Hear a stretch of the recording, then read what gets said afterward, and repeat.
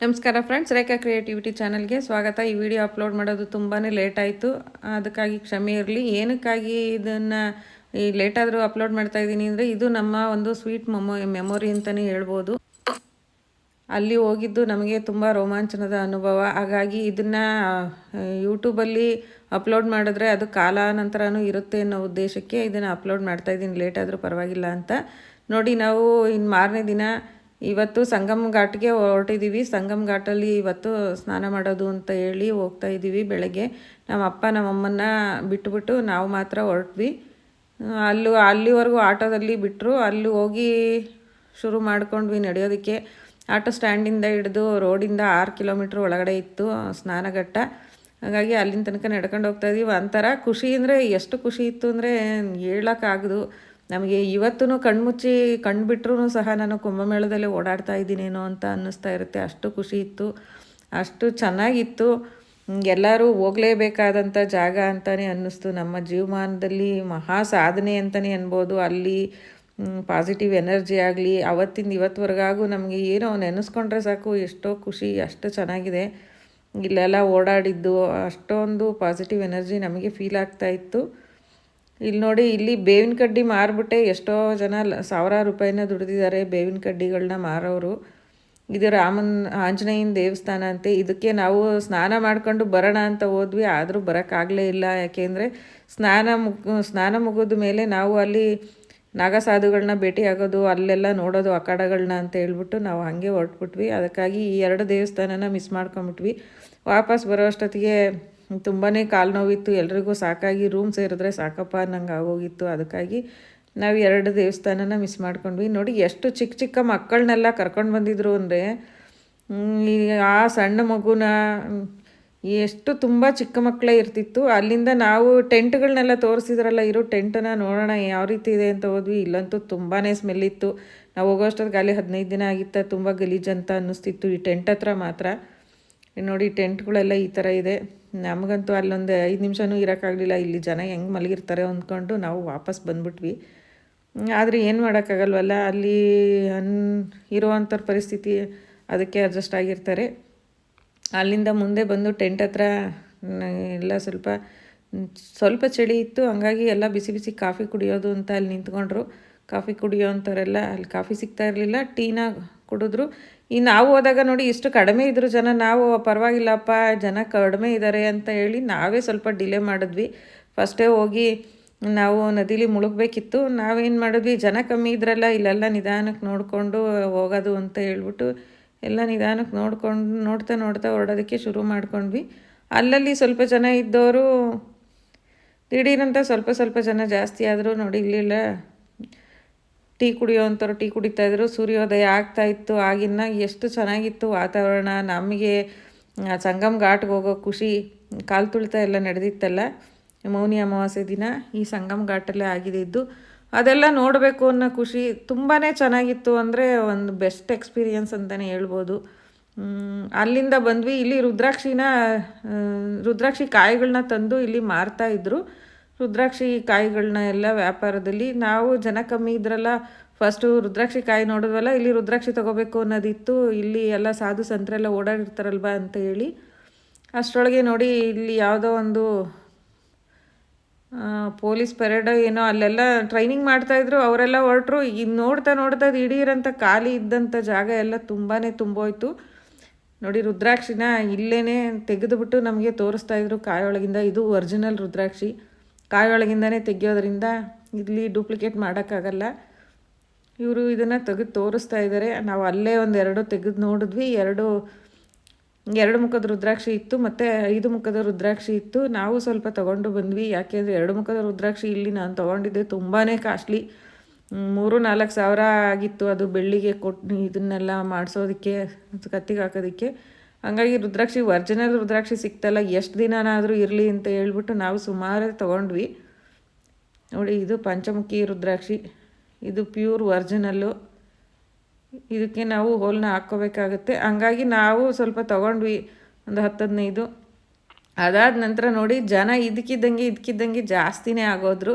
ಇಲ್ಲಿ ನಂದಿದ್ವಾರಕ್ಕೆ ಬರೋ ಅಷ್ಟೊತ್ತಿಗೆ ತುಂಬಾ ಜನ. ಇದು ಸಂಗಮ್ ಘಾಟ್ ಹತ್ತಿರದಲ್ಲಿರೋದು ನಂದಿದ್ವಾರ. ಈ ದ್ವಾರದ ಮುಖಾಂತರನೇ ಒಳಗೆ ಹೋಗಬೇಕು.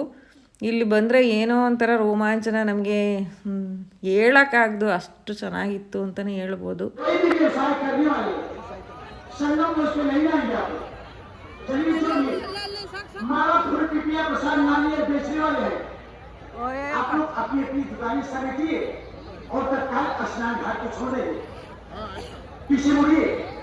संगम द्वार से आएंगे और वापसी मार्ग अक्षरगढ़ से आप जाएंगे। सभी श्रद्धालुओं से आग्रह निवेदन है, अपर मार्ग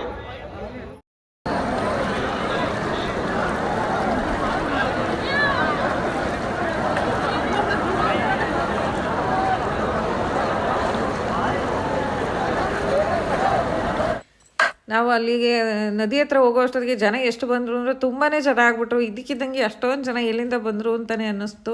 ಅಲ್ಲಿಂದ ಸ್ವಲ್ಪ ನಾವು ಅಲ್ಲಿ ಎರಡೂ ನದಿ ಕೂಡಿರೋ ಅಂಥ ಕಡೆ ಸ್ವಲ್ಪ ಮುಂದೆ ಬಂದು ಮುಳುಗಿದ್ವಿ. ಅಲ್ಲಿ ತುಂಬಾ ಜನ ಇರೋದ್ರಿಂದ ನಾವು ಲಗೇಜ್ ಅಲ್ಲಿ ಇಟ್ಟು ನದಿ ಮುಳುಗೋಕ್ಕೂ ಬರೋಕ್ಕಾಗ್ತಿರ್ಲಿಲ್ಲ. ಹಂಗಾಗಿ ಅಲ್ಲಿ ಸ್ನಾನಘಟ್ಟಕ್ಕೆ ಅಂತ ಬ್ಯಾರಿಕೇಡ್ ಹಾಕಿದ್ರಲ್ಲ, ಅಲ್ಲಿಗೆ ಬಂದು ಬಟ್ಟೆಗಳನ್ನ ಇಲ್ಲಿ ನೋಡಿ ಈ ಥರ ಇಟ್ಕೊಂಡು ಸ್ನಾನಗಳಂತೂ ಮುಗಿಸಿದ್ವಿ. ಅಲ್ಲಿ ಎಷ್ಟು ಜನ ಬರ್ತಾಯಿದ್ರು ಅಂದರೆ ಸ್ವಲ್ಪ ಇಲ್ಲಿಂದ ಆಚೆಗೆ ಹೋದರೆ ಸಾಕಪ್ಪ ಅನ್ನಿಸ್ತಾ ಇತ್ತು. ಅಲ್ಲಿ ಮೈಕಲ್ಲು ಅದನ್ನೇ ಅನೌನ್ಸ್ ಮಾಡ್ತಾಯಿದ್ರು, ನೀವು ಬೇಗ ಬೇಗ ಸ್ನಾನಗಳು ಮುಗಿಸಿ ಸುರಕ್ಷಿತ ಜಾಗಕ್ಕೆ ತೆರಳಿ ಅಂತ ಆಗಾಗ ಮೈಕ್ನಲ್ಲೂ ಅನೌನ್ಸ್ ಮಾಡ್ತಿದ್ರು. ಮತ್ತು ಪೊಲೀಸ್ನವರು ಕೂತಿರೋರಿಗೆಲ್ಲ ಬಂದು ಎಚ್ಚರಿಕೆನ ಕೊಡ್ತಾನೆ ಇದ್ದರು. ಅದಾದ ನಂತರ ನಾವು ಗಂಗಾ ನದಿಯ ಆ ಕಡೆ ದಡದಲ್ಲಿ ಸಾಧುಗಳ ಅಖಾಡಗಳು ಎಲ್ಲ ಆ ಕಡೆ ಇದ್ದಾರೆ ಅಂತ ಹೇಳಿದ್ರು. ಸರಿ, ಅದನ್ನು ನೋಡೋಣ ಅಂತ ಹೇಳ್ಬಿಟ್ಟು ನದಿನ ಪಾರು ಮಾಡೋದಕ್ಕೆ ಅಂತ ಬ್ರಿಡ್ಜ್ಗಳಿತ್ತಲ್ಲ, ಆ ಬ್ರಿಡ್ಜ್ಗಳಿಂದ ಆಚೆ ಹೋಗಬೇಕಿತ್ತು. ಇದೇ ಸುಮಾರು ಒಂದು 2-3 ಕಿಲೋಮೀಟ್ರ್ ಇತ್ತು ಅಂತಲೇ ಅನ್ಬೋದು. ಒಂದೂವರೆ ಕಿಲೋಮೀಟ್ರ್ ಅಂತೂ ಜಾಸ್ತಿ ಇತ್ತು. ಇಲ್ಲಿಂದ ಆ ಕಡೆ ಹೋದರೆ ಮಾತ್ರ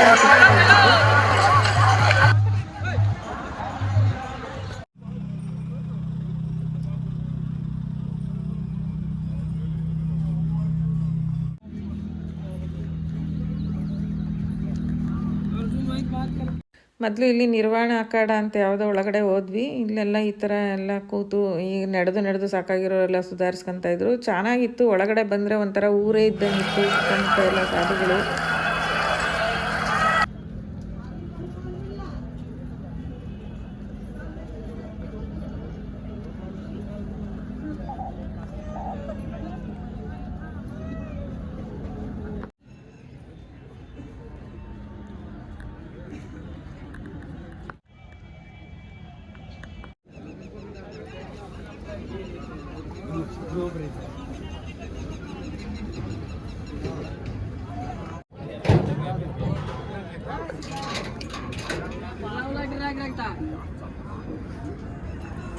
ಕೆಲವೊಂದು ಟೆಂಟ್ ಒಳಗಡೆ ಎಲ್ಲ ಭಕ್ತಾದಿಗಳು ಅವರ ಮಾತುಗಳನ್ನ ಕೇಳ್ತಾ ಇದ್ರು. ಅದಾದ ನಂತರ ಇಲ್ಲಿ ಒಳಗಡೆ ಬಂದ್ವಿ. ಇದೊಂದು ಅಖಾಡದೊಳಗಡೆ ಇಲ್ಲಿ ಎಲ್ಲ ಊಟಗಳನ್ನ ತಿಂಡಿನ ಕೊಡ್ತಾಯಿದ್ರು, ಕರೆದು ಕೊಡ್ತಾಯಿದ್ರು ತಿಂಡಿಗಳು. ಅಲ್ಲಿ ಸ್ವಲ್ಪ ಜನ ಇದ್ದರು ಅಂತ ನಮ್ಮವರನ್ನೆಲ್ಲ ಸ್ವಲ್ಪ ವೆಯ್ಟ್ ಮಾಡೋಕ್ಕೆ ಹೇಳಿದ್ರು. ನನಗೆ ಕೆಳಗಡೆ ಕೂತ್ಕೊಳ್ಳೋಕೆ ಆಗ್ತಿರ್ಲಿಲ್ವಲ್ಲ, ಹಂಗಾಗಿ ನಾನು ನಿಂತೇ ಇದ್ದೆ. ಅಲ್ಲಿದ್ದ ಒಬ್ಬರು ಸಾಧು ಕೇಳಿದ್ರು, ಏನಾಗಿದೆ ನಿಮಗೆ, ಕ್ಯಾ ತಕ್ಲೀಫೆ ಅಂತ. ಈ ಥರ ಹಿಂಗೆ ಸೊಂಟ ಸ್ಪೈನ್ ಆಪ್ರೇಷನ್ ಆಗಿದೆ ಅಂತ ಹೇಳಿದ್ಮೇಲೆ ಅವರೇ ಖುದ್ದಾಗಿ ಅವ್ರ ಕಡೆಯವ್ರಿಗೆ ಹೇಳಿ ಅಮ್ಮಂಗೊಂದು ಚೇರ್ ಕೊಡಿ ಅಂತ ಹೇಳ್ಬಿಟ್ಟು, ಆಮೇಲೆ ತಾಲಿಲಿ ಊಟ ಕೊಡಿ ಅಂತೇಳಿ ತಟ್ಟೆಗೆ ನನಗೋಸ್ಕರ ತಟ್ಟೆಲಿ ಊಟ ತಂದು ಹಾಕಿ ಎಷ್ಟು ಚೆನ್ನಾಗಿ ನೋಡಿಕೊಂಡ್ರು ಅಂದರೆ ತುಂಬಾ ಚೆನ್ನಾಗಿ ನೋಡಿಕೊಂಡ್ರು ಸಾಧು ಸಂತರು. ನೋಡಿ ಈ ಥರ ಪೂರಿ ಸಾಗು ಎಲ್ಲ ಕೊಡ್ತಾಯಿದ್ರು. ಕೇಳಿ ಬಡಿಸಿದ್ರು. ವಿಶೇಷವಾಗಿ ನನಗೆ ಕೆಳಗೆ ಕೂತ್ಕೊಳ್ಳೋಕ್ಕಾಗಲ್ಲ ಅಂತ ಅಷ್ಟು ಚೆನ್ನಾಗಿ ಇವ್ರುಗಳೆಲ್ಲ ನೋಡಿಕೊಂಡ್ರು. ತುಂಬಾ ಚೆನ್ನಾಗಿತ್ತು. ಇಲ್ಲಿ ನೋಡಿ ಯಾಗ ಯಜ್ಞಾದಿಗಳನ್ನೂ ಸಹ ಮಾಡ್ತಾಯಿದ್ರು. ನಮಗೆ ಫಸ್ಟು ಅಖಾಡಕ್ಕೆ ಹೋದಾಗ ಭಯ, ಯಾರು ಸಾಧುಗಳು ಸಿಟ್ಟು ಮಾಡ್ಕೊಂಬಿಡ್ತಾರೋ ಅಂತ. ಆ ಥರ ಏನೂ ಆಗಲಿಲ್ಲ. ಹರಿ ಓಂ ತತ್ಸತ್, ಹರಿ ಓಂ ತತ್ಸತ್, ಹರಿ ಓಂ ತತ್ಸತ್. ಇಲ್ಲಿ ಈಚೆ ಬಂದರೆ ಇಲ್ಲಿ ತುಂಬಾ ರುದ್ರಾಕ್ಷಿ, ಶಂಕು, ಚಕ್ರ ಎಲ್ಲ ತುಂಬಾ ಮಾರ್ತಾಯಿದ್ರು. ಎಲ್ಲ ಕಡೆ ಬರೀ ರುದ್ರಾಕ್ಷಿನೇ ಮಾರ್ತಾಯಿದ್ರು.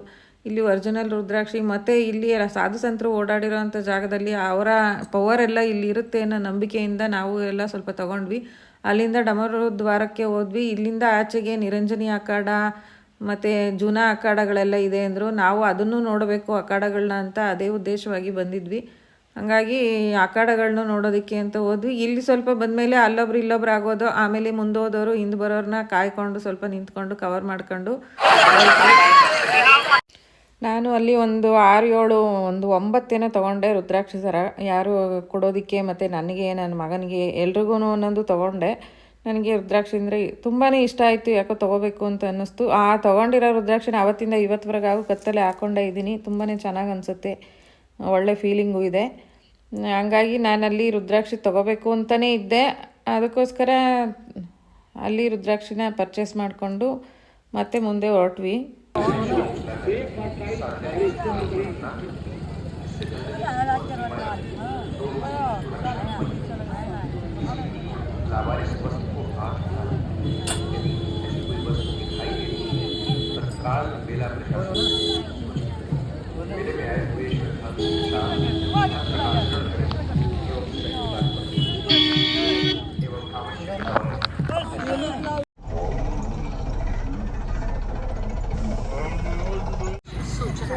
कृपया वेबसाईट म्हणजेच संकेतस्थळ पाहून आपल्या यात्रेची आखणी करा.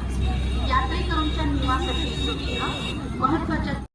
ಇಲ್ಲೂ ಅಷ್ಟೇ, ನಾವು ಹೋದಾಗ ಸ್ವಲ್ಪ ಖಾಲಿನೇ ಇತ್ತು ಅಂತಲೇ ಹೇಳ್ಬೋದು. ಆಮೇಲೆ ಒಳಗೆ ಹೋಗ್ತಾ ಹೋಗ್ತಾ ತುಂಬಾ ಜನ ನಮ್ಮ ಓಡಾಡ್ತಾಯಿದ್ರು, ಬರೋರು ಬರ್ತಾ ಇರೋರು. ಇಲ್ಲಿ ಏನಪ್ಪ ಅಂತಂದರೆ ವಿದೇಶದಿಂದ ಬಂದಿರೋರೇ ಸ್ವಲ್ಪ ಜಾಸ್ತಿ ಇದ್ದರು ಅಖಾಡದಲ್ಲೆಲ್ಲ. ನಾವು ಬರೀ ನಾವು ಇಷ್ಟಿಷ್ಟು ಲಗೇಜ್ ತೊಗೊಂಡು ಓಡಾಡೋದು ಕಷ್ಟ ಅನಿಸುತ್ತೆ. ಅವ್ರುಗಳು 2 ಕ್ಯಾಮ್ರಾ, ಅದಕ್ಕೆಲ್ಲ ಸ್ಟ್ಯಾಂಡುಗಳು ಎಲ್ಲ ಎತ್ಕೊಂಡು, ಲಗೇಜೆಲ್ಲ ಎತ್ಕೊಂಡು ಓಡಾಡ್ಕೊಂಡು ಇಲ್ಲೆಲ್ಲ ತುಂಬಾ ಚೆನ್ನಾಗಿ ಅವರೇ ಜಾಸ್ತಿ ಓಡಾಡ್ತಾಯಿದ್ರು ಅಂತಲೇ ಹೇಳಬೇಕು. ಎಲ್ಲ ಇದರಲ್ಲೂ ಅವರೇ ಕೂತ್ಕೊಂಡು ಅವ್ರುಗಳ್ನ ಪ್ರವಚನವೂ ಸಹ ಕೇಳ್ತಾ ಇರೋರು. ಹಾಗಾಗಿ ನೋಡಿ, ಇದು ಕೈ ಎತ್ಕೊಂಡಿರೋ ಬಾಬಾನ ನೋಡಿದ್ವಿ. ನೋಡ್ತಾನೆ ಅವರು ಯಾರೋ ಸ್ವಲ್ಪ ಇದು ಮಾಡಿದ್ರು ಅಂತ ಹೇಳಿ ನೋಡ್ತಾನೆ ಕ್ಷಣದಲ್ಲಿ ಅವರು ಎಲ್ಲೋ ಹೊರಟೋಗ್ಬಿಟ್ರು.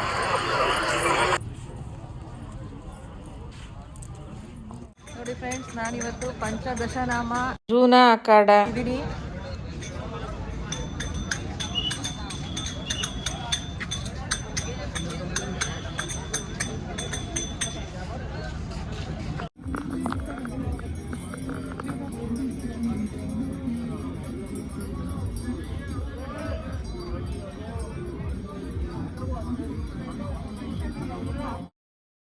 ಇಲ್ಲೆಲ್ಲ ಅಖಾಡದಲ್ಲಿ ಕೆಲವು ನಾಗಸಾಧುಗಳೆಲ್ಲ ಕಣ್ಮುಚ್ಚಿ ಕೂತಿರೋರು. ಯಾರಾದರೂ ಹೋಗಿ ಅವ್ರಿಗೆ ಆಶೀರ್ವಾದ ನಮಸ್ಕಾರ ಮಾಡಿದ್ರೆ ಅವ್ರಿಗೆ ಆಶೀರ್ವಾದಗಳನ್ನೂ ಮಾಡ್ತಾಯಿದ್ರು.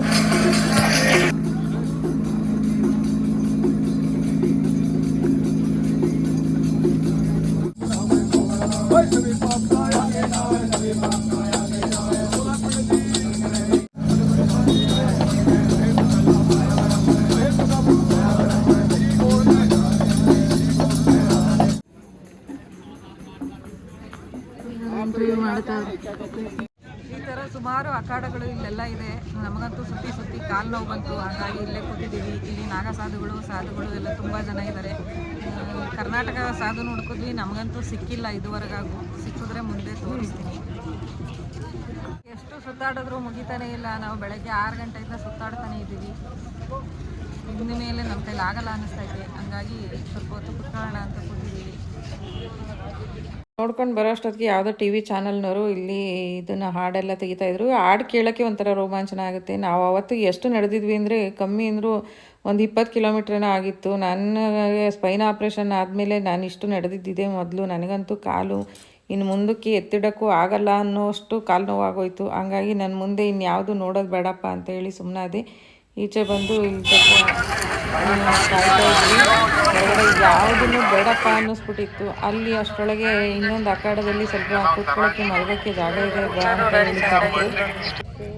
ಅಲ್ಲಿ ಹೋಗಿ ಇನ್ನು ಮುಂದಕ್ಕೆ ಓಡಾಡೋಕ್ಕೆ ಆಗಲ್ಲ ಅಂತ ಹೋಗಿ ಅಲ್ಲೇ ಮಾತ್ರೆನೂ ತೊಗೊಂಡು ಮಲ್ಕೊಂಡು ಅದಾದಮೇಲೆ ಬಂದ್ವಿ. ಎಷ್ಟು ನಡೆದ್ರೂ ಸಾಕಾಗ್ತಿಲ್ಲ. ಇನ್ನು ಆಚೆ ಹೋಗಬೇಕು ಅಂದರೆ ಈಗ ಗಂಗಾ ನದಿ ಬ್ರಿಡ್ಜ್ನ ದಾಟೇ ಹೋಗಬೇಕು. ಅಲ್ಲಿ ಯಾವುದೂ ವೆಹಿಕಲ್ಲು ಸಿಗಲಿಲ್ಲ. ಬೈಕ್ನವ್ರು ಬರೋರು ಒಬ್ಬೊಬ್ಬರನ್ನ ಕರ್ಕೊಂಡು ಹೋಗ್ತೀವಿ ಅನ್ನೋರು. ನಮಗೆ ಗೊತ್ತಿಲ್ಲದೆ ಇರೋ ಊರು, ಎಲ್ಲಿ ಬಿಟ್ಬಿಡ್ತಾರೋ, ಎಲ್ಲಿನ ತನಕ ಕರ್ಕೊಂಡು ಹೋಗ್ತಾರೋ ಗೊತ್ತಿಲ್ವಲ್ಲ ಅಂತೇಳಿ ನಾವು ಹೋಗಲಿಲ್ಲ. ಕೊನೆಗೆ ಯಾರೋ ಒಬ್ಬರು ಪುಣ್ಯಾತ್ಮ ಬಂದು ಇಬ್ಬರನ್ನ ಕರ್ಕೊಂಡು ಹೋಗ್ತೀನಿ, ನೀವೇನು ಬೈಕ್ ಚಾರ್ಜ್ ಕೊಡಬೇಡಿ, ನಿಮಗೆ ಸಾಕಾಗಿರೋದು ನೋಡಿ ಕರ್ಕೊಂಡೋಗಿ ಡ್ರಾಪ್ ಕೊಡ್ತೀನಿ ಅಂದರು. ಸರಿ ಅಂತೇಳಿ ನಾನು ನಮ್ಮ ಮನೆಯವರು ಹೋದ್ವಿ. ಎಷ್ಟು ದೂರ, ಎಷ್ಟು ಟ್ರಾಫಿಕ್ ಅಂದರೆ ಅಷ್ಟು ಟ್ರಾಫಿಕ್ ಇತ್ತು. ಕೊನೆಗೆ ಅಂತೂ ಇಂತೂ ಅವರು ಪಾಪ ಅವ್ರಿಗೆ ನಾವು ತುಂಬ ಹೃದಯದ ಧನ್ಯವಾದ ತಿಳಿಸ್ಬೇಕು. ಹಾಗಾಗಿ ಅಲ್ಲಿಗೆ ಬಿಟ್ಟರು. ನೆಕ್ಸ್ಟು ನಾವು ಕುಂಭಮೇಳಕ್ಕೆ ಹೋದ್ವಲ್ಲ, ಅಲ್ಲಿಂದ ಬಿಟ್ಟರು. ಆಟೋ ಮಾಡ್ಕೊಂಡು ರೂಮ್ ಸೇರ್ಕೊಂಡ್ವಿ. ಎಲ್ರಿಗೂ ತುಂಬಾ ಸಾಕಾಗಿತ್ತು. ನಮ್ಮ ತಂಗಿಯವರು ಆಮೇಲೆ ಬಂದರು. ನೆಕ್ಸ್ಟು ಇನ್ನು ಮಾರನೇ ದಿನ ನಾವು ಹೋಗಿ ಯಮುನಾ ನದಿಲಿ ನಾವುಗಳು ಮಾತ್ರ ಹೋಗಿ ಮತ್ತೆ ಇನ್ನೊಂದು ಸಲ ಮುಳುಗ್ಕೊಂಡು ಬಂದ್ವಿ. ಇನ್ನು ಬೆಳಗ್ಗೆ ಹೋಗ್ಬೇಕಿತ್ತು, ನಾವು 8 ಗಂಟೆಗೆ ಅಲ್ಲಿ ಬಸ್ಸು ಬಿಡೋದಿತ್ತು. ಹಂಗಾಗಿ ಅವತ್ತು ಮೋದಿಯವರು ಬರೋದ್ರಿಂದ ಸ್ವಲ್ಪ ಟ್ರಾಫಿಕ್ ಆಗ್ಬೋದು ಅಂತ ಹೇಳಿ ನಾವು ಬೇಗನೆ ಅಲ್ಲಿ ರೂಮ್ನ ಖಾಲಿ ಮಾಡ್ಕೊಂಡ್ಬಿಟ್ವಿ. ಯಾಕೆಂದರೆ ಅಲ್ಲಿ ಹೋಗೋದಕ್ಕೆ ತೊಂದರೆ ಆಗ್ಬಿಡುತ್ತೆ ಅಂತ ಹೇಳಿ. ನಮಗೆ ನಾವು ಅಂದ್ಕೊಂಡಷ್ಟು ಏನೂ ತೊಂದರೆ ಅಂತ ನಮಗೆಲ್ಲೂ ಆಗಿಲ್ಲ.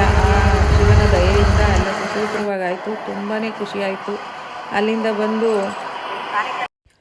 ಇನ್ನು ನಮ್ಮ ಫ್ಲೈಟ್ಗೆ 3 ಗಂಟೆ ಟೈಮ್ ಇತ್ತು. ನಮ್ಮ ತಂಗಿಯವ್ರ ಫ್ಲೈಟ್ ಫಸ್ಟು, ಆಮೇಲಿಂದ ನಮ್ಮದು 7 ಗಂಟೆಗೆ ಇದ್ದಿದ್ದು. ಹಾಗಾಗಿ ಬಂದು ಅಲ್ಲೇ ಒಂದು ಮಾಲು, ಮೆಟ್ರೋ ಸ್ಟೇಷನ್ ಪಕ್ಕದಲ್ಲೇ ಮಾಲಿತ್ತು. ಅಲ್ಲೊಂದು ಸ್ವಲ್ಪ ಟೈಮ್ನ ಸ್ಪೆಂಡ್ ಮಾಡ್ಕೊಂಡು ಅಲ್ಲಿ ಟೈಮ್ ಕಳ್ಕೊಂಡು ಮತ್ತೆ ಬಂದ್ವಿ. ನಾವು ಮೆಟ್ರೋ ಹತ್ಕೊಂಡು ಏರ್ಪೋರ್ಟಿಗೆ ಹೊರಟ್ವಿ. ಏರ್ಪೋರ್ಟಲ್ಲಿ ಎಲ್ಲ ಬ್ಯಾಗ್ಗಳ್ನು ಸ್ವಲ್ಪ ಬ್ಯಾಗೇಜ್ಗೆ ಹಾಕ್ಬಿಟ್ವಿ. ಯಾಕೆಂದರೆ ಎಲ್ಲರ ಹತ್ರನೂ ಗಂಗಾಜಲ ಸಂಗಮದಲ್ಲಿ ತಂದಿದ್ದ ತೀರ್ಥ ಇತ್ತು. ಹಂಗಾಗಿ ಈಚೆಗೆ ಇಟ್ಕೊಂಡ್ರೆ ಎಲ್ಲಿ ತೆಗೆದು ಬಿಡ್ತಾರೋ ಅನ್ನೋ ಭಯನೂ ಇತ್ತು ನಮಗೆ. ಎಷ್ಟು ತೊಗೊಂಡೋಗ್ಬೇಕು ಅಂತ ಕರೆಕ್ಟಾಗಿ ಗೊತ್ತಿರಲಿಲ್ಲ. ಹಂಗಾಗಿ ಬ್ಯಾಗೇಜ್ಗೆ ಹಾಕಿದ್ರೆ ಹೋಗ್ಬಿಡುತ್ತೆ ಅಂತ ಎಲ್ಲರೂ ಬ್ಯಾಗೇಜ್ಗೆ ಹಾಕ್ಬಿಟ್ವಿ. ಯಾಕೆ ಅಂದರೆ ಮೇಲಿಟ್ಕೊಂಡಿರೋ ಚಟ್ನಿ ಪುಡಿ ತೆಗ್ದಾಕಿದ್ರಲ್ಲ ಫಸ್ಟು ಬರೋವಾಗ, ಅದಕ್ಕೋಸ್ಕರ. ನಮ್ಮ ಜೊತೆ ಬಂದಿರೋರಿಗೆಲ್ಲ ಈ ಕುಂಭಮೇಳ ಹೇಗೆ ಅನ್ನಿಸ್ತು ಅಂತ ಒಂದು ಚಿಕ್ಕದಾಗಿ ಕೇಳಿದೆ. ಅವ್ರ ಉತ್ತರ ನೋಡಿ. ಸ್ನಾನ ಮಾಡಬೇಕು ಅಂದ್ಕೊಂಡು ಹೋದ್ವಿ. ಚೆನ್ನಾಗಿ ಸಂಘ ಮೇಲೆ 3 ದಿನ ಸ್ನಾನ ಮಾಡಿದ್ವಿ. ತುಂಬ ಚೆನ್ನಾಗಿತ್ತು. ನಿಮ್ಗೇನು ಅನ್ನಿಸ್ತು? ಪ್ರಯಾಗ್ರಾಜ್ಗೆ ಹೋಗಿ ಕುಂಭಮೇಳ ನೋಡಿದ್ದು ಎಲ್ಲ ನೋಡಿ ಹೋಗ್ಬೇಕು ಅಂತ ತುಂಬ ಆಸೆ ಆಯಿತು. ಆಮೇಲೆ ನಮ್ಮ ಮನೆಯವರೆಲ್ಲ ಕೇಳಿಕೊಂಡು ಅವ್ರ ಫ್ರೆಂಡ್ ಜೊತೆ ಎಲ್ಲ ಬಂದು 3 ದಿವಸನೂ ಸ್ನಾನ ಮಾಡಿ ತುಂಬ ಚೆನ್ನಾಗಿ ಅನ್ನಿಸ್ತು. ನಮ್ಮ ಮನೆಯವ್ರ ಫ್ರೆಂಡ್ ಸುರೇಶ್ ಅವರು, ಸುಧಾ ಅವರು, ಅವ್ರ ಜೊತೆ ಬಂದಿದ್ದು ತುಂಬ ಖುಷಿ ಆಯಿತು. ತುಂಬ ಖುಷಿ ಆಯಿತು. ಕರ್ಕೊಂಡು ಹೋಗ್ತಾರೋ ಇಲ್ವೋ ಅಂತ ಸುಮ್ಮನೆ ಕೇಳಿದೆ ಅವ್ರನ್ನ. ಏನೋ ನಂದು ಪುಣ್ಯ ಇತ್ತನ್ಸುತ್ತೆ. ಬಂದ್ವಿ, 3 ದಿನ ಸ್ನಾನ ಮಾಡಿದ್ವಿ. ನಮ್ಮ ಫ್ರೆಂಡ್ ಸುರೇಶ್ ಎನ್ಕರೇಜ್ ಮಾಡಿರೋದಕ್ಕೆ ನಾವು ಪ್ಲಾನ್ ಮಾಡ್ಕೊಂಡು ಅವ್ರ ಜೊತೆ ಸ್ನಾನ ಮಾಡಿದ್ದೀವಿ. ಅಲ್ವಾ? ಸಂತೋಷ ಆಯ್ತು. ವಸಂತ ಪಂಚಮಿ ಮತ್ತೆ ಷಷ್ಠಿ, ಆಮೇಲೆ ರಥಸಪ್ತಮಿ. ಅದು ಮೋದಿಜಿ ಅವ್ರು ಬಂದಿರೋ ದಿನ ನಾವು ಸ್ನಾನ ಮಾಡಿದ್ದೀವಿ ಅಂದರೆ ನಮ್ಮದು ಪುಣ್ಯನೇ ಅದು. ಆದರೂ ಅವರು ಬರೋದಕ್ಕೆ ಮೊದಲೇ ನಾವು ವಾಪಸ್ ಬಂದ್ಬಿಟ್ಟು ಅಲ್ವಾ? ಅದೊಂದು ಬೇಜಾರಾಯಿತು. ಅವ್ರನ್ನ ನೋಡಿದ್ರೆ ಇನ್ನೂ ಖುಷಿ ಆಗ್ತಾ ಇತ್ತು. ನಾವೆಲ್ಲ ಕುಂಭಮೇಳಕ್ಕೆ ಹೋಗೋದಕ್ಕೆ ಇವರೇ ಕಾರಣ. ಇವರಿಲ್ಲದೆ ಇದ್ರೆ ನಾವು ಕುಂಭಮೇಳಕ್ಕೆ ಹೋಗೋಕ್ಕೂ ಆಗ್ತಾ ಇರಲಿಲ್ಲ. ಅಷ್ಟು ಜನದಲ್ಲಿ ನಾವು ಜನ ನೋಡಿ ಟಿವಿಲಿ ನೋಡೇ ಎದ್ರಕೊಂಬಿಟ್ಟಿದ್ವಿ. ಹಾಗಾಗಿ ಇವರು ನಮ್ಮ ತಂಗಿಯವ್ರ ಯಜಮಾನ್ರು. ಇವರಿಂದನೇ ನಾವೆಲ್ಲ ಕುಂಭಮೇಳಕ್ಕೆ ಹೋಗಿದ್ದು. ಖುಷಿ ಆಯ್ತಾ? ಎಷ್ಟು ಖುಷಿ ಆಯಿತು? ತುಂಬ ಖುಷಿ ಆಯಿತು. ಏನಿಸ್ತು ನಿಮ್ಮ ಇದರಲ್ಲಿ ಹೋಗಿ ಬಂದಿದ್ದು? ನೀವಿಬ್ರಿಗೂ ವಯಸ್ಸಾಗಿದೆ. ಅಮ್ಮನಿಗಂತೂ ಕಾಲ ಆಪ್ರೇಷನ್ ಆಗಿದೆ. ಅಮ್ಮ ಓಡಾಡೋದೇ ಕಷ್ಟ. ಹಂಗಾಗೂ ಕುಂಭಮೇಳ ನೋಡಬೇಕು ಅಂತ ಬಂದಿದ್ದಾರೆ. ಅಮ್ಮ ಏನನ್ನಿಸ್ತು? ತುಂಬ ಚೆನ್ನಾಗಾಯಿತು. ನನ್ನ ಅಡಿಕೆ ಕೈಗೂಡ್ತು. ಇನ್ನೂ 2 ದಿನ ಬಿಟ್ಟೋಗಿದ್ದೊಂದಿಷ್ಟು ಬೇಜಾರು ಆಯಿತು. ಆಗಿದೆ. ಸರಿ ಅಂತ ಹೇಳಿ ನೀವು ಚೆನ್ನಾಗಿ ಓಡಾಡಿದ್ರಿ. ನಮ್ಮ ಕೈಲೇ ಆಗಲಿಲ್ಲ ಹುಡುಗರಿಗೆ ಓಡಾಡೋದಕ್ಕೆ. ನೀವು ನಮಗಿನ್ನ ಚೆನ್ನಾಗಿ ಓಡಾಡ್ಕೊಂಬಂದ್ರಿ ಆಂಟಿ. ತುಂಬ ಥ್ಯಾಂಕ್ಸ್. ನಮ್ಮ ಅಪ್ಪ ನೀವೆಲ್ಲರೂ ನೋಡೇ ಇದ್ದೀರಾ. ಇವ್ರಿಗೆ 78 ವರ್ಷ. ಇವ್ರದ್ದು 77ನೇ ವರ್ಷ ಕಂಪ್ಲೀಟ್ ಆಗಿದ್ದು.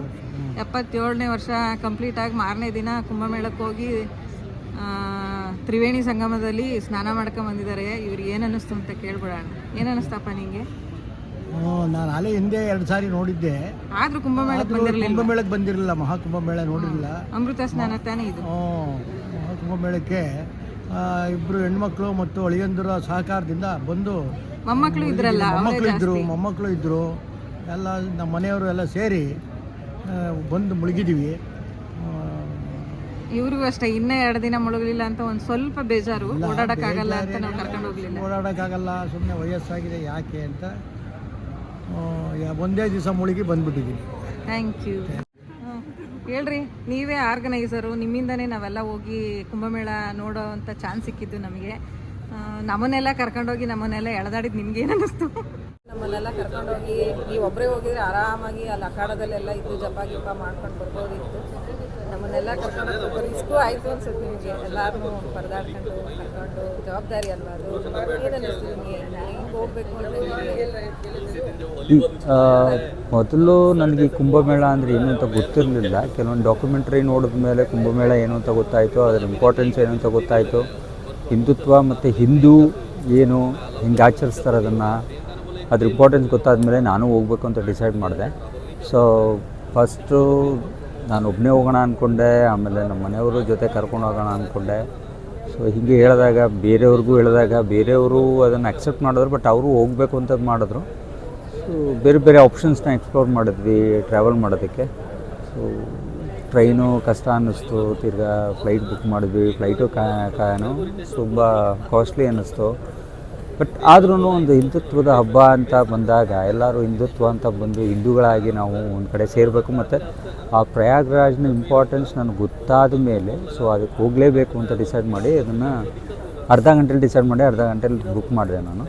ಸೊ ಅದೇ ಥರ ಬೇರೆಯವ್ರಿಗೆ ಹೇಳಿದ ಮೇಲೆ ಬೇರೆಯವರು ಕೂಡ ಆ ಇಂಪಾರ್ಟೆನ್ಸ್ ಗೊತ್ತಿರಲಿಲ್ಲ ಅವ್ರ ಜೊತೆ. ಬಟ್ ಅವ್ರಿಗೆ ಅದು ಇಂಪಾರ್ಟೆನ್ಸ್ ಗೊತ್ತಾಗಿ ಅವರು ಇಂಟ್ರೆಸ್ಟ್ ತೋರಿಸಿದ್ರು. ಸೊ ಕರ್ಕೊಂಡೋದೆ. ಬಟ್ ಜನ ಜಾಸ್ತಿ ಅಂತ ಇದ್ದರು, ಬಟ್ ಆದ್ರೂ ಏನೋ ಒಂದು ಚಾಲೆಂಜ್ ಮಾಡಿ ಹೋಗೋಣ ಅಂತ ಅಂದ್ಕೊಂಡು ಹೊರಟ್ವಿ. ಸೊ ಫಸ್ಟು ನಾನು ಹೋಗ್ಬೇಕಾಗಿದ್ದು ಈ ಅಮಾವಾಸ್ಯೆ ಇದಕ್ಕೆ ಶಾಹಿ ಸ್ನಾನಕ್ಕೆ ಅಂತ ಡಿಸೈಡ್ ಮಾಡಿದೆ. ಕಾರಣಾಂತರಗಳಿಂದ ತಿರ್ಗಾ ಮುಂದೆ ಹೋಯಿತು. ನೆಕ್ಸ್ಟ್ ಶಾಹಿ ಸ್ನಾನ ಬಂದುಬಿಟ್ಟು ಫೆಬ್ರವರಿ 3ನೇ ತಾರೀಕಿತ್ತು. ಆ ಫೆಬ್ರವರಿ 3ನೇ ತಾರೀಕು ವಸಂತ ಪಂಚಮಿ, ದಿನವೂ ಚೆನ್ನಾಗಿತ್ತು ಮತ್ತು ಒಳ್ಳೆ ಶಾಹಿ ಸ್ನಾನಕ್ಕೆ ಪ್ರಶಸ್ತ ಅಂತ ಕೇಳ್ಪಟ್ಟೆ. ಸೊ ಅದರಿಂದ ಹೊರಟ್ವಿ. ಹೋಗ್ಬೇಕಾದ್ರೆ ಏನು ತೊಂದರೆ ಆಗಲಿಲ್ಲ ದೇವ್ರ ದಯದಿಂದ. ಬಟ್ ಸ್ವಲ್ಪ ಟ್ರಾನ್ಸ್ಪೋರ್ಟೇಷನ್ ರಿಸ್ಕಿ ಅನ್ನಿಸ್ತು. ಬಟ್ ತುಂಬ ವಯಸ್ಸಾದವ್ರನ್ನೂ ಕರ್ಕೊಂಡೋಗಿದ್ದೆ. ಅದೊಂದು ಸ್ವಲ್ಪ ಹೆಂಗಪ್ಪ ಅವ್ನು ಮ್ಯಾನೇಜ್ ಮಾಡೋದು ಒಂದೊಂದಿತ್ತು. ಬಟ್ ದೇವ್ರ ದಯದಿಂದ ಏನೂ ಆಗಲಿಲ್ಲ. ಸೊ ಎಲ್ಲರಿಗೂ ಅವರು ಸ್ನಾನ ಮಾಡಿದ್ರು, ನಾವು ಸ್ನಾನ ಮಾಡಿದ್ವಿ. ನಾವು 3 ದಿವಸ ಸ್ನಾನ ಮಾಡಿದ್ವಿ, ಅವರು ಒಂದೇ ದಿವಸ ಸ್ನಾನ ಮಾಡಿದ್ವಿ ನಮ್ಮ ಮಾವತ್ತೆ. ಸೊ ಅವ್ರಿಗಾಲೇ 78 ವರ್ಷ. ಸೊ ನನಗೆ ಅದೊಂದೇ ಭಯ ಇತ್ತು, ಅವ್ರು ಹೆಂಗೆ ಮಾಡ್ತಾರಪ್ಪ ನಡಿಬೇಕು ಅಂತ. ಬಟ್ ಆದರೂ ನಮಗಿಂತ ಚೆನ್ನಾಗೇ ಪಾರ್ಟಿಸಿಪೇಟ್ ಮಾಡೋದು ಇದರಲ್ಲಿ. ನಾನು ಒಂದು ಹಂತದಲ್ಲಿ ಬೇರೆಯವ್ರಿಗೆ ತಿಳಿದೇ ಇರೋದನ್ನು ತಿಳಿಸಿ ಅವ್ರಿಗೂ ಒಂದು ಇನ್ಫಾರ್ಮೇಷನ್ ಕೊಟ್ಟು ಅವ್ರನ್ನೂ ಕರ್ಕೊಂಡೋಗಿ ಅವ್ರಿಗೆ ಏನಂತಾರೆ ಅವ್ರಿಗೂ ಒಂದು ಆ ಪ್ಲೇಸ್ನ ಮಹತ್ವ ತಿಳಿಸಿ. ಸೊ ಅವನು ನನ್ನ ಜೊತೆಯೇ ಕರ್ಕೊಂಡು ನಾನು ಅವರು ಇಬ್ಬರು ಜರ್ನಿ ಮಾಡಿದ್ವಿ. ಫೈನಲಿ ಇವತ್ತು ನಮ್ಮ ಜರ್ನಿ ಎಂಡ್ ಆಗ್ತಿದೆ. ಸೊ ಸಕ್ಸಸ್ಫುಲ್ಲಿ ಮಾಡಿದ್ದೀವಿ, ಏನೂ ಪ್ರಾಬ್ಲಮ್ ಇಲ್ಲದೇ. So I'll be very happy at that. ಅಖಾಡಗಳಲ್ಲಿ ನಮ್ಮ ಸಾಧು ಸಂತರ ಪರಂಪರೆ ಒಂದು ಅರ್ಥ ಮಾಡ್ಕೊಳ್ಳೋದಕ್ಕೆ ಹೋಗಬೇಕು. ಅವ್ರು ಏನು ಕಷ್ಟಪಡ್ತಾರೆ, ಆಮೇಲೆ ಅವ್ರಿಗೆ ಏನು ಅನಿಸುತ್ತೆ, ಹೆಂಗಿರ್ತಾರೆ ಅವ್ರ ಲೈಫ್ ಸ್ಟೈಲು, ಅದನ್ನು ಅರ್ಥ ಮಾಡ್ಕೊಳ್ಳೋಕ್ಕೆ ಒಂದು ಒಳ್ಳೆ ಸಮಯ ಅದು. ಸೊ ಸುಮಾರು ಜನ ಅವ್ರಿಗೆ ಬೇಕಾದಾಗ ಅವರ ಭಕ್ತಿ ಭಾವಗಳಿಗೆ ಅವರವರು ಪೂಜೆ ಪುನಸ್ಕಾರಗಳು ಮಾಡ್ತಾರೆ. ಬಟ್ ಚೆನ್ನಾಗಿತ್ತು, ಒಳ್ಳೆ ಫುಡ್ ಇದು ಮಾಡ್ತಿದ್ರು. ಓವರಾಲ್ ನಾನು ಹೇಳಿಲ್ವಾ, ನಾನು ಇದೊಂದು ಎಕ್ಸ್ಪೀರಿಯನ್ಸ್, ಲೈಫ್ ಟೈಮ್ ಎಕ್ಸ್ಪೀರಿಯನ್ಸ್ನ ಮರೆಯೋಕ್ಕಾಗಲ್ಲ. It's a wonderful experience. ತುಂಬ ಥ್ಯಾಂಕ್ಸ್ ಸುರೇಶ್ ಅವರೇ, ನಮ್ಮನ್ನು ಜೊತೆ ಕರ್ಕೊಂಡೋಗಿ ಎಲ್ಲ ಸನಾತನದ ಬಗ್ಗೆ ನಮಗೂ ತಿಳಿಸಿ ಹೇಳಿ ಅದರಲ್ಲಿ ನಮಗೂ ಭಾಗವಹಿಸುವಂಥ ಅವಕಾಶ ಮಾಡಿಕೊಟ್ಟಿದ್ದಕ್ಕೆ ತುಂಬ ಧನ್ಯವಾದ. Thank you. ಏನು ನಿಮ್ಮ ಮನೆಯವರಿಂದನೇ ನಾವೆಲ್ಲ ಪ್ರಯಾಗ್ರಾಜ್ಗೆ ಬರೋಕ್ಕಾಗಿದ್ದು, ಕುಂಭಮೇಳದಲ್ಲಿ ಪಾಲ್ಗೊಳ್ಳೋಕ್ಕಾಗಿದ್ದು, ಸಾಧು ಸಂತರನ್ನ ಆಶೀರ್ವಾದ ಸಿಕ್ಕಿದ್ದು ನಮಗಂತೂ ಸಿಕ್ಕಾಪಟ್ಟೆ ಖುಷಿ ಆಗ್ತಾ ಇದೆ. ನಿನಗೇನು ಅನ್ನಿಸ್ತಾ ಇದೆ? ಇವಳು ನನ್ನ ತಂಗಿ ನೋಡಿದಿರಲ್ಲ ಫ್ರೆಂಡ್ಸ್. ವಸಂತ ಪಂಚಮಿ ದಿನ ಅಷ್ಟೊಂದು ಈಸಿಯಾಗಿ ನಮಗೆ ಶಾಹಿ ಸ್ನಾನ ಆಗುತ್ತೆ ಅಂತ ಗೊತ್ತಿರಲಿಲ್ಲ. ನಾವು ಅಂದ್ಕೊಂಡೂ ಇರಲಿಲ್ಲ. ತುಂಬ ಸಂತೋಷ ಆಯಿತು. ಅಷ್ಟೇನಾ? ಸಾಧು ಸಂತರು ನೋಡಿದ್ದು, ಅಖಾಡಗಳನ್ನ ಭೇಟಿ ಮಾಡಿದ್ದು, ಕಾಲು ನೋವಾಗಿದ್ದು, ಸಂಗಮದಲ್ಲಿ ಸ್ನಾನ ಮಾಡಿದ್ದೆ ನಮಗೆ ತುಂಬ ಖುಷಿ ಆಯಿತು. 3 ಕಡೆನೂ ಸ್ನಾನ ಆಯ್ತಲ್ವಾ? 3 ದಿನವೂ ಸ್ನಾನ ಆಯಿತು. 3 ಕಡೆನೂ ಸ್ನಾನ ಆಯಿತು. ಇನ್ನೊಂದು ವಿಷಯ ಹೇಳೋದೇ ಮರ್ತಿದ್ದೆ. ನಾವು ತುಂಬಾ ಸಾಕಾಗಿ ಹೋಗಿ ಮಲಗಿದ್ವಲ್ಲ, ಆ ಅಖಾಡದಲ್ಲಿ ಮಧ್ಯಾಹ್ನ ಊಟನೂ ಕೊಡ್ತಾಯಿದ್ರು ಎಲ್ರಿಗೂ. ನಾವು ಊಟಕ್ಕೆ ಹೋದಾಗ ಸ್ವಲ್ಪ ಅನ್ನ ಎಲ್ಲ ಖಾಲಿ ಆಗಿಬಿಟ್ಟಿತ್ತು, ನನಗೆ ಬೇರೆ ಏನೂ ತಿನ್ನೋಕ್ಕಾಗಲಿಲ್ಲ. ಅದರಲ್ಲಿ ಒಬ್ಬ ದೊಡ್ಡ ಸಾಧು ಅವರು ಬಂದು ಏನಕ್ಕೆ ಬೆಹನ್ಗೆ ಯಾಕೆ ಊಟ ಕೊಟ್ಟಿಲ್ಲ ಅಂತ ಹೇಳ್ಬಿಟ್ಟು ಮತ್ತೆ ಅವರೇ ಹೋಗಿ ನಾನು ತರ್ತೀನಿ ಅನ್ನ ಅಂತ ಹೋದರು. ಆ ಅನ್ನ ತರೋದಕ್ಕೆ ಅಂತ ಹೋದಾಗ ಅನ್ನ ಖಾಲಿ ಆಗಿಬಿಟ್ಟಿತ್ತು. ಅವರು ಹೇಳಿದ್ರು, ಇಲ್ಲ ನೀವು ಇಲ್ಲೇ ಎಲ್ಲಾದರೂ ಓಡಾಡ್ಕೊಂಡಿರಿ, ಅನ್ನ ಮಾಡಿಸ್ತೀನಿ, ಊಟ ಮಾಡ್ಕೊಂಡೇ ಹೋಗಿ ಅಂದರು. ಆದರೂ ನನಗೆ ತುಂಬ ಹೆಲ್ತ್ ಅಪ್ಸೆಟ್ ಆದ್ದರಿಂದ ಮತ್ತೆ ಅಲ್ಲಿ ಹೋಗಿ ಊಟ ಮಾಡೋದಕ್ಕೆ ಆಗಲಿಲ್ಲ. ಅದಂತೂ ನನಗೆ ತುಂಬ ಸಂತೋಷವಾದ ವಿಷಯ. ನಮಗೆಲ್ಲ ಹೇಳಿದ ರೀತಿ ಏನೋ ನೋಡಿದ್ದು ನಾವು ಇನ್ನು ನಾಗ ಸಾಧುಗಳು ಎಲ್ಲ ತುಂಬ ಕೋಪಿಷ್ಟಾಗಿರ್ತಾರೆ ಅನ್ನೋ ಭಯ ಇತ್ತು. ಆದರೆ ನನಗೆ ಎರಡೂ ಕಡೆ ಆಗಿದ್ದ ಅನುಭವ ಆದರೆ ತುಂಬ ನನಗೆ ಬೆಸ್ಟ್ ಎಕ್ಸ್ಪೀರಿಯನ್ಸ್ ಅಂತಲೇ ಹೇಳ್ಬೋದು. ನನಗೆ ಮನಸ್ಸಿಗೆ ತುಂಬ ಖುಷಿ ಕೊಟ್ಟಂಥ ಎರಡು ಸಂಗತಿ. ಅಲ್ಲಿ ಫಸ್ಟು ಹೋದಾಗ ತಿಂಡಿ ಅವರು ಚೇರ್ ಹಾಕಿ ಕೂರಿಸಿ ತಟ್ಟೆಯಲ್ಲಿ ತಿಂಡಿ ಕೊಟ್ಟಿದ್ದು, ಇಲ್ಲಿ ಬಂದು ಅವರು ದೊಡ್ಡ ಸಾಧುಗಳೇ ಮುಖ್ಯಸ್ಥರೇ ಬಂದು ಬೆಹನ್ಗೆ ಊಟ ಕೊಡಿ ಅಂತ ಹೇಳಿ ಅವರೇ ನಾನೇ ತರ್ತೀನಿ ಅನ್ನ ಅಂತ ಹೇಳಿ ತರಕ್ಕೆ ಹೋಗಿದ್ದು, ಅನ್ನ ಮಾಡಿಸ್ತೀನಿ ಅಂತ ಹೇಳಿ ಅವರು ಅಡುಗೆ ಮಾಡೋರಿಗೆಲ್ಲ ಗದ್ರುಬಿಟ್ಟು ಅನ್ನ ಮಾಡಿ ಅಂತ ಹೇಳಿ ನನಗೂ ಹೇಳಿದ್ರು, ಬೆಹನ್ ನೀವು ಇಲ್ಲೇ ಎಲ್ಲಾದರೂ ಓಡಾಡ್ತೀರಿ ಬಂದು ಊಟ ಮಾಡ್ಕೊಂಡೇ ಹೋಗಿ ಅಂತಲೇ ಹೇಳಿದ್ರು. ಆದರೆ ನನಗೆ ಹೆಲ್ತ್ ಅಷ್ಟೊತ್ತಿಗೆ ಅಪ್ಸೆಟ್ ಆಗಿರೋದ್ರಿಂದ ನನಗೆ ಒಂದು ಹೆಜ್ಜೆನೂ ಮುಂದಿಡೋಕ್ಕೆ ಸಾಧ್ಯನೇ ಆಗ್ತಿರ್ಲಿಲ್ಲ. ಜೊತೆಗೆ ಗ್ಯಾಸ್ಟ್ರೈಟಿಸ್ ಸ್ವಲ್ಪ ಜಾಸ್ತಿಯಾಗಿ ಎದೆ ಉರಿ ಎಲ್ಲ ತುಂಬಾ ಜಾಸ್ತಿ ಆಗಿಬಿಟ್ಟಿತ್ತು. ಹಂಗಾಗಿ ನಾನು ಮತ್ತೆ ಊಟಕ್ಕೆ ಹೋಗಲೇ ಇಲ್ಲ. ಊಟಕ್ಕೆ ಹೋಗಬೇಕಿತ್ತು, ಅದು ಒಂದು ಮಿಸ್ ಆಯಿತು. ತುಂಬಾ ಖುಷಿಯಾದ ವಿಷಯ ಇವೆರಡು, ಅದನ್ನು ನಾನು ಹೇಳಲೇಬೇಕಾದ ಸಂಗತಿಗಳು ಇವು ಇಲ್ಲಿ. ಇದಾದ ನಂತರ ಏರ್ಪೋರ್ಟಲ್ಲಿ Lucknow special chicken curry sorry ಅಂತ ನನ್ನ ತಂಗಿ ಮತ್ತು ಅವ್ರ ಫ್ರೆಂಡು ಇಬ್ಬರು ನೋಡ್ತಾ ಇದ್ದರು.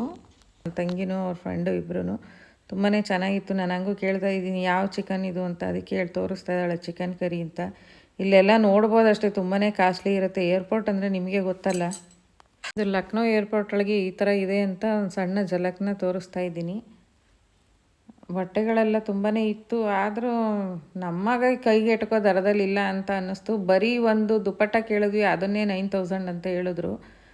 9000ಗೆ ದುಪ್ಪಟ್ಟ ಒಂದೇ ತೊಗೊಂಡು ಏನು ಮಾಡೋದು ಅಂತ ಹೇಳಿ ನಾವು ಏನೂ ತೊಗೊಳ್ಲಿಲ್ಲ. ಸುಮ್ಮನೆ ನೋಡಿಕೊಂಡು ಇಲ್ಲಿ ಯಾವ್ಯಾವ ರೀತಿ ಇದೆ ಅಂತ ನೋಡಿಕೊಂಡು ಹಂಗೆ ವಾಪಸ್ ಬಂದ್ವಿ.